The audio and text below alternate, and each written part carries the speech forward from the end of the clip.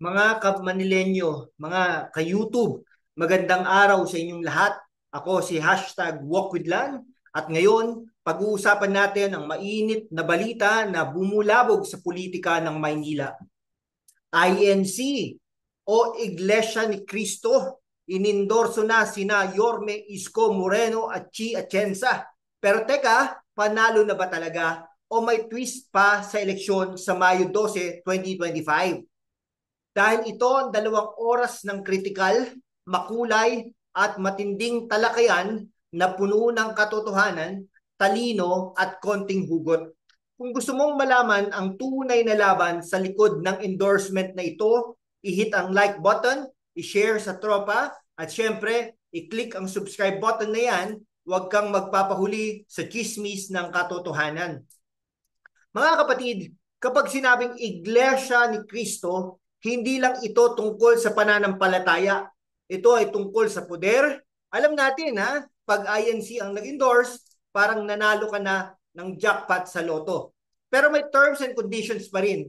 So anong ibig sabihin ng endorsement na ito para kina Yorme Isko at Chi Atienza? Una, balikan natin. Ang INC ay kilala sa kanilang black voting. Sa isang artikulo mula sa Inquirer noong May 5, 2025, sinabi na ang INC ay nag-endorse kay Isko at Chi Atienza kasama ng 26 sa 36 na kandidato para sa Manila City Hall. Pero bakit nga ba malakas ang INC? Simple lang, kaisahan. Sabi ng isang INC member na kausap ko, mas mahalaga ang aral at kaisahan kaysa personal na gusto. Kaya naman, kahit may ibang gustong iboto ng miyembro, kapag sinabi ng pamunuan, straight vote ang labas. Pero teka, hindi lahat ng sekta ay kaya to. Maraming naiinggit sa INC dahil hindi nila ma-replicate ang disiplina na to. Sabi nga ng iba, kung kaya rin ng mga pari at pastor natin yan, baka wala nang debate sa eleksyon. Pero may downside ba ito? May mga kritiko na nagsasabi, bakit kailangan magkaisa sa boto? Hindi ba dapat malaya ang bawat isa? Ito ang tanong, is this unity or control? Ibibigay ko sa inyo ang sagot mamaya, pero pag-isipan mo muna yan. Sa comment, sabihin mo, sang-ayon ka ba sa black voting ng INC o dapat bang maging malaya ang boto ng bawat miyembro? I-type mo na yan at baka i-shout out ko ang sagot mo. Ngayon, pag-usapan natin ang Yorme's Choice. Si Isko Moreno, dating mayor ng Maynila, kilala sa kanyang mabilis na aksyon mula sa paglilinis ng Divisoria hanggang sa mga proyektong pangmasa. Si Chi Atienza naman, anak ni dating Mayor Lito Atienza, ay direktor ng kababaihan ng Maynila na tumutulong sa kababaihan sa lungsod. Pero bakit sila ang napili ng INC? Ayon sa isang artikulo noong May 6, 2025, ngayong araw na yan, malaki ang tiwala ng INC sa tandem na ito dahil sa kanilang track record at pangako ng matino, maasahan at mabuting gobyerno. Pero hindi lang INC ang sumusuporta. Nakuha rin nila ang endorsement ng Federation of Jeepney Operators and Drivers Associations at mga grassroots group tulad ng Kaagapay, Kababaihan at Kabaka. Pero teka, hindi rin naman perfect ang laban nila. May mga kalaban na nagtatapon ng libelous at malicious na issue laban kay Isko. Halimbawa, noong April 25, 2025, nakatanggap siya ng show cause order mula sa COMELEC dahil sa maling paglalagay ng campaign posters. Pero agad naman siyang tumugon at para sa mga supporters, lalong naging underdog ang dating niya. Sabi nga, kapag maraming bumabato sa iyo, nangangahulugan lang yan na ikaw ay nasa spotlight. Kaya naman, Yorme, ipakita mo ang galing mo. Anong mas gusto mo sa Isko-Chi tandem? Ang bilis ng aksyon ni Isko o ang puso ni Chi para sa kababaihan? Sabihin mo sa comment section. Ngayon, pag-usapan natin ang maduming laban sa politika. Ang vote buying ayon sa PhilStar noong May 4, 2025, ipinatupad na ang 10-day total ban sa distribution ng ayuda. Programs tulad ng TUPAD, AKAP at AICS.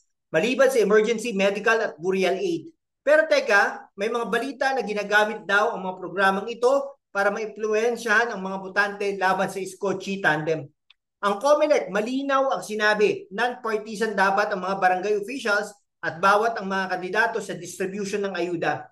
Sa katunayan, noong April 10, 2025, nakatanggap ang COMELEC ng 63 reports ng alleged vote buying at abuse of state resources.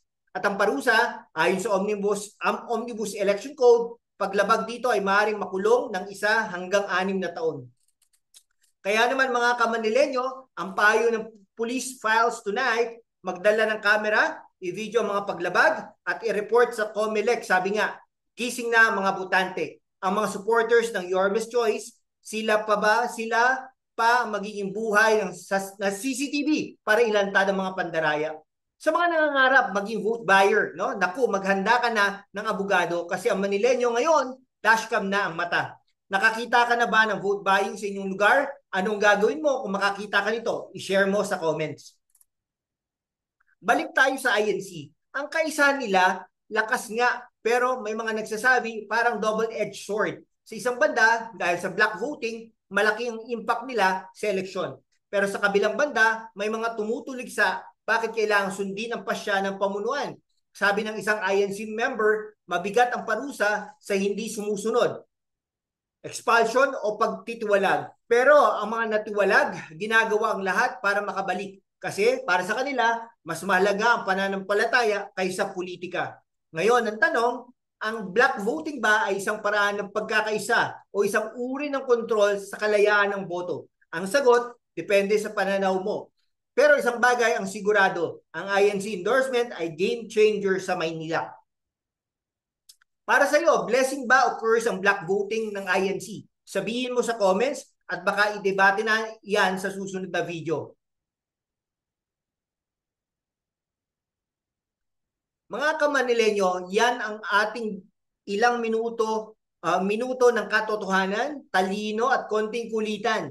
Ang INC endorsement, kina Isko Moreno at Chiechenza, malaking bagay yan. Pero tunay na pagpapasya sa eleksyon sa Mayo 12, 2025 ay kayo, ang mga botante. Kaya naman, bantayan ang vote buying, i-report ang mga paglabag at siguraduhin ang boto mo ay para sa matino, maasahan at mabuting gobyerno. Kung nagustuhan mo ang talakayang ito, i-hit ang like button, i-share sa mga kaibigan mo at syempre, i-subscribe na yan. I-click din ang notification bell para hindi mo na ma-miss ang susunod nating deep dive sa politika. Para sa inyong mga suhestyon, mag-email sa siralanburgos@gmail.com. At syempre, kung mag-collab or ads, mag-email din kayo. At baka ang topic mo, pag-usapan natin next time. Sa Hunyo, kita-kita tayo sa City Hall dahil ang Maynila aarangkada na ulit. Salamat mga ka-YouTube at mag-ingat kayo palagi. Yorme's Choice para sa Maynila!